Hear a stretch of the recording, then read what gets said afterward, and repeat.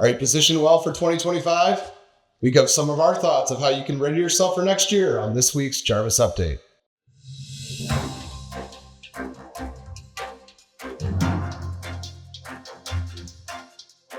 I'm your host, Brian Dress, Director of Research here at Left Brain and also an investment advisor, joined as always by our CEO and Chief Investment Officer, Noland Langford.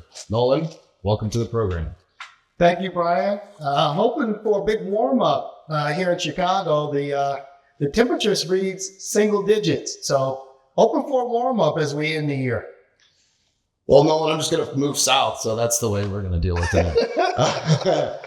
Good to be with you in our new studio. This is our conference room here at Left Brain HQ, and this is our first time. We're going to be coming to you live with a brand new format, and very excited to be with you today.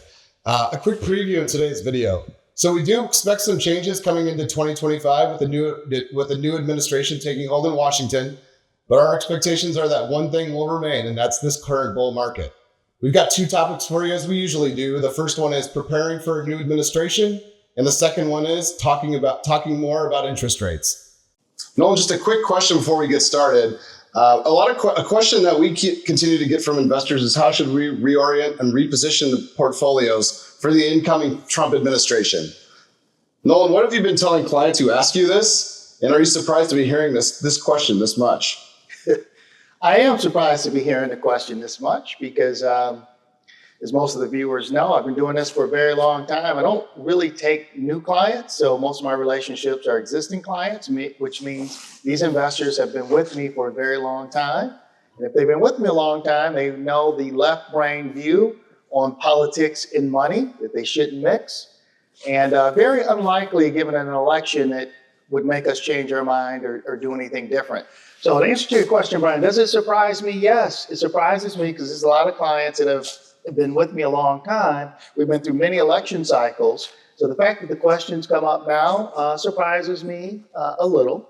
But my answer really never changes. It surprises me as well because for this president and this administration, if some of the goals, they're able to accomplish some of the goals they set out for, I think it could be very good for investors. So there's a lot of concern among investors, but I don't hear a lot of excitement. So that kind of surprises me a little bit. Excellent. Well, it's a great start, Nolan. We're going to jump right into our topics. So the first is topic one. So topic one is preparing for a new administration. And as power changes hands in Washington, historically, there have been changes in the market regime on a sector-to-sector basis. That's because there are new priorities for Congress and new priorities for the new White House. Can you tell us about a sector that you expect to perform well in the context of a new governmental focus? So there are some things that I like. I think that investors should pay attention to that we have highlighted here at the firm. But I don't think they have much to do with with the new Congress. So if you think about it, Brian, with this new administration, basically the calling card is low taxes, a lot less regulation. And we really want to partner upon trump up growth in GDP. We have to get that GDP to accelerate from 2 or 3% to something like 4 or 5. Okay. We have a big national deficit problem, Yes. Growing national debt. And there's really only one way out. And this administration says we have to grow, not cut. We have to grow our way out of this. And I think that can be really good for investors. So with that as a backdrop, with growth as a backdrop, with the goal of low regulation, low taxes. A couple things stick out to me. One of them is we've been talking for the last few years about this certain small and mid-cap group. And these are stocks between the sizes, I would say 10 billion and 100 billion, who have been really left behind, starved for capital, ignored, over-regulated, and they've been kind of left for dead. So I think that's one area with this new administration coming in that should get a jolt. It started to happen since the election. I expect that to accelerate in 2025. And then in another category, I think we'll benefit, not necessarily having to do with the Trump administration, but we like software. Okay. We've been talking about this for a while. Here at the firm, we did a lot of work on software right up and through COVID and through the end of COVID. But the last couple of years, as people looked at the market and said the market's been good, tech's been good, it's primarily been semiconductors driven by the AI, artificial intelligence story. And that's all hardware. Right. After you get the hardware installed, you got to make it go. and you make it go and increase your productivity with software. Yep. Now that the hardware tracks have been laid down, I expect software to pick up the mantle. Again, it overlaps with the Trump administration, but it's not necessarily caused by it. So those are the two areas I think at this point look really interesting for 2025. Okay, and I want to add a couple as well. Financials is one that comes to mind. So we are expecting a little bit of an easier regulatory environment, particularly for the financial sector. And then also with a new incoming federal trade commissioner replacing Lena Khan at some point here in the next few months. Mergers and acquisitions activity has been quite low over the last few years. And with a new FTC commissioner and new regulatory regime, we do expect a little bit more M&A activity as well. So that should be good for financial firms. And also interest rates. Interest rates may stay high. And the reason for that is because what we're expecting is an expansionary fiscal policy from the new administration. So that may be in the form of lower taxes or maybe increased spending in certain areas. And from that perspective, that's going to put the Fed potentially on pause, leaving interest rates a little bit higher than what we may have expected in a different sort of administration. So financials is something that will benefit from a little bit of higher interest rate policy and also from a little bit more M&A and a lower, easier regulatory environment. Also want to mention consumers. Now, consumers is something that we've been looking at, and it's certainly, with consumers being 60 or 70% of the economy, this is really important. We do think this is potentially a mixed bag for consumers. So consumers may have a little bit more money in their pocket if there are tax cuts, depending on how those tax cuts fall within the economic strata. But that is a bit of a mixed bag because we also have the potential for tariffs coming into the policy as well. So it's hard to say exactly where it's going to be for consumers. We will look at those two twin engines of potentially lower taxes and also higher tariffs and see how that plays out for the consumer over the next few months. With that being said, Noland, what sectors may struggle with the Trump administration? I thought about this a little bit. Interest rates are on the move, but I don't think that's going to be enough to drive REITs. So a couple of areas that we're still weary on as we head to 2025. One is real estate. Real estate was hurt for a lot of reasons, but commercial real estate, particularly, especially as interest rates rose sharply and quickly, it's leading to a lot of distress. And with interest rates having settled down, maybe it looks like the stress has crested, but only for a bit. Rates don't look to be falling anymore. Real estate, for commercial real estate to get bailed out at this point, we need rates to fall aggressively. And because growth rates have held up, we haven't had a big fall off in interest rates recently. And so real estate going into next year, we question how many interest rate cuts we're going to get. It could be a headwind for real estate. So that's one I'm a little bit more wary on. The other sector is consumer staples. Okay. Not a lot of exciting things happening at the grocery store outside of Walmart. Right. So staples is one a little bit more suspect on. We know energy. Energy could be a fallen soldier in the new administration if the drill, baby, drill mantra takes hold. Right. More supply, demand doesn't go up so much. You could get a weakening in the energy price. We'll see what happens. And then the other two areas that I'm looking at and questioning a little bit more is international. Sure. In our industry, it's common for investors with other firms to have a good chunk of their allocation dedicated to money outside the U.S., whether it's in developed markets like Europe or Japan, or emerging markets like China, Brazil, Russia, or India. I think we're still giving them the cold shoulder at this point. We're certainly America first, and we're making an argument for pretty much 90-something% of a client portfolio, close to 98, 99, being U.S. based. So an area that I think still may struggle may be international, particularly if you mentioned if the tariffs from the Trump administration become hostile. Right. That could be another headwind for international. And then finally, the last one is utilities. Utilities have run up a lot this year on the back of the AI increasing needs for power demand. And fortifying the grid. And the question is whether they've come too far too fast and whether that momentum can continue into 2025. Excellent, Nolan. There are a couple of things I wanted to mention. So we do at least have some data points, which is there was a Trump administration back between 2017 and 2021. So something at least we can look back on. The conventional wisdom is, as you mentioned, energy is going to do well in a Trump administration because they seem to be a lot more friendly to energy companies on that side of the aisle.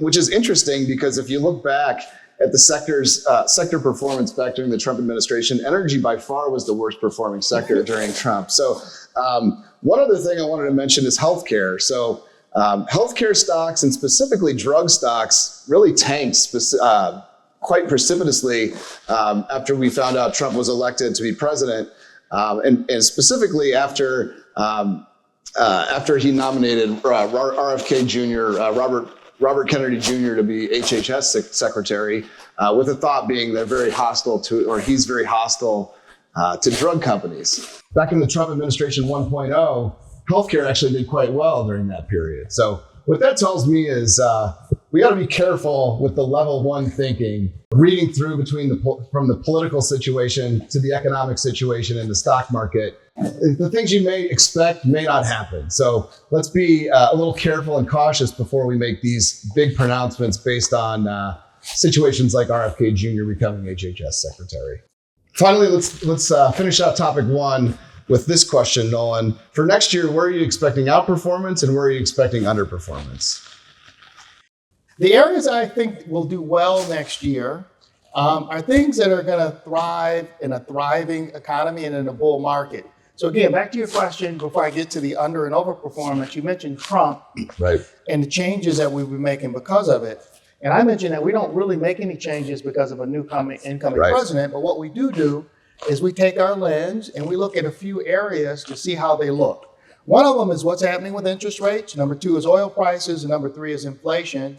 Since the beginning and the founding of the firm, we've always looked at those three metrics. At the beginning of the year, we do it every year, and we crystallize them in Noland's notes. So you can go to our homepage now, click on the About Us, and you'll see the Noland's Notes tab, and you can see the every year Noland's Notes for the last 10 years, where we chronicle these three categories and give you our outlook for the year through this lens. That's the lens we'll continue to view our potential returns or opportunities through, and not the presidency. So let's take a look. As far as the interest rates are steady to falling slightly. Yep. I would say that's a positive environment. Oil prices are trending lower and heading much lower. I'd say that's positive. And then the last one that we look at is inflation. And inflation was a big 2023, 2022 story, but it's not a 2024 story, which is why interest rates are down. So I'd say all three are in positive territory. Okay. So I think the backdrop is positive. What you do well with a positive backdrop, companies that are growing and doing very well. Again, smaller and mid caps, these companies between 2 and 100 billion. And I like the stuff either in consumer discretionary or in the technology sector, particularly on the software side. And again, the things that I think that are going to struggle are the safety trade. Sure. The last few years, people have been hiding in safety. Sometimes they cloak it as if they're stocks, like the Mag 7. Right. But in every case, consumers have been worried and concerned. They've been buying everything from, Bitcoin and other things in order to mask it. And I think not Bitcoin's going to struggle, but I think things that people have been hiding in, consumer staples, REITs, utilities, cash, other things that don't return much, that are perceived to be just a store of value, keep me out of the fray. Right. I think that's likely to be left behind. Okay. When the animal spirits get cooking, finally growth kicks in. All of these people that were on the sidelines, worried, I can't make any decisions, I can't do any investing because the person I elected didn't get into office. I think that's likely to give way in 2025. Sure. I'm glad you quickly mentioned crypto too, Nolan. Crypto, Bitcoin's up about 40% since the night of the election. So a pretty huge move there. There are some reasons why. There's some thoughts that, for instance, the person that's been nominated to become the SEC head is a little more friendly to crypto than Gary Gensler was, for instance. So there's some reasons for optimism with crypto, but also a huge move's already occurred. So we certainly urge caution there, but it's definitely something we're going to keep an eye on over the next few months and see where crypto and Bitcoin go from here. With that, let's move on to topic two. So topic two is interest rates. We've been talking interest rates, Nolan, for the last few months. It's been a topic of conversation with the Fed starting to move lower with the interest rates, with the federal funds rate. On the screen, we're going to put a few of the various interest rates that are available to folks out there, which would be high yield money markets, the 10-year treasury, and a number of other interest rates, which we'll put on the screen. And also, Nolan, you did want me to put up this rate, which is the actual amount of money that you can have by putting your money in a savings account at one of the big banks like Bank of America or JP Morgan Chase, which is quite a bit lower than what you're going to get out of a high yield money market. With that all being said, Nolan, with the interest rates starting to fall, what are your thoughts on interest rates? Especially in the context of the changes that we expect with the new administration. Yeah, you're right. Interest rates haven't changed very much at the banking level. So if you have a local banking account, you'll notice rates aren't that great. They're still in the 0.0 something range. You can move your money out and get a high yield money market or buy a CD and tie it up and do some other things with.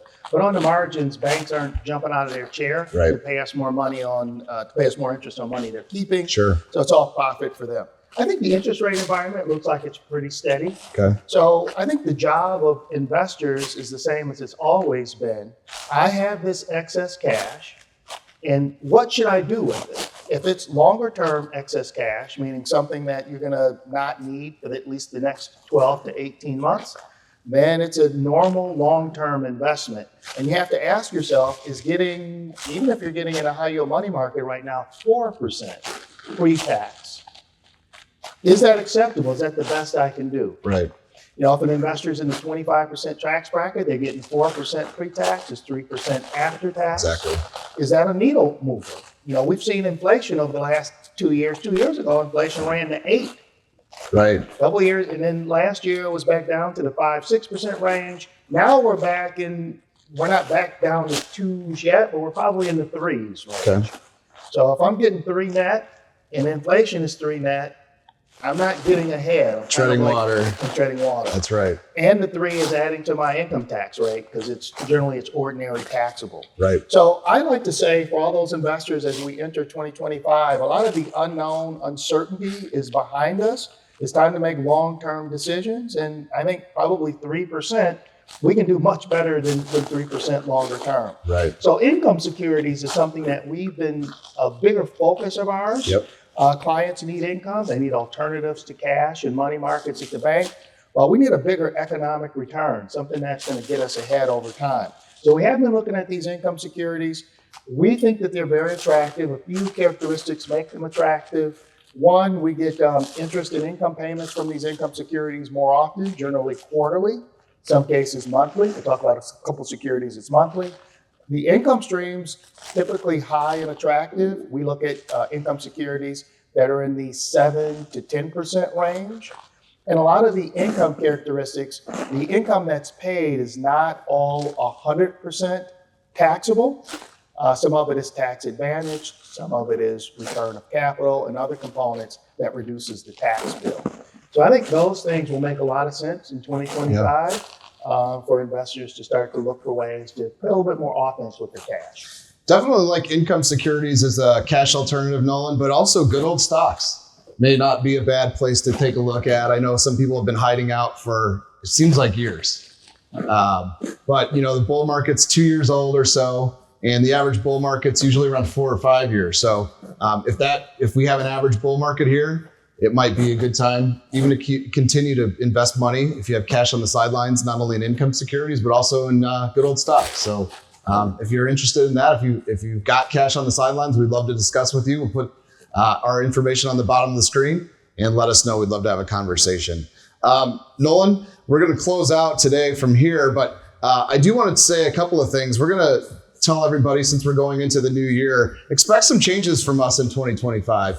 Of course, we've got a new change in format here for our videos. We're going to have more podcasts. We're going to be on more podcasts outside of Left Brain, and an emphasis on distributing our own research. We do put our own research out and our own investment research out. So we're going to be more aggressive to put that out to the public. And model portfolios. We've got 5 model portfolios that we keep on a quarterly basis. And these are really the way that we build client portfolios from these model portfolios. We're going to be making those available to the public as well. Finally, a couple of changes to the website. And then for clients, we've got software changes coming in the next month or so. So stay tuned to that if you're a client. And we got a couple other things, non-market related Zooms. We're going to talk about cybersecurity and a couple of other topics. both for our clients and for friends of Left Brain. So keep an eye out for all of that. Nolan, any comments on where we're headed for 2025? Yeah, I think Northwestern, up and to the right, I think is where the charts are going to go. I think that's northeast, Nolan. Is it northeast? All right. Up. We want to go up. We want our arrows going up, showing us good profits next year.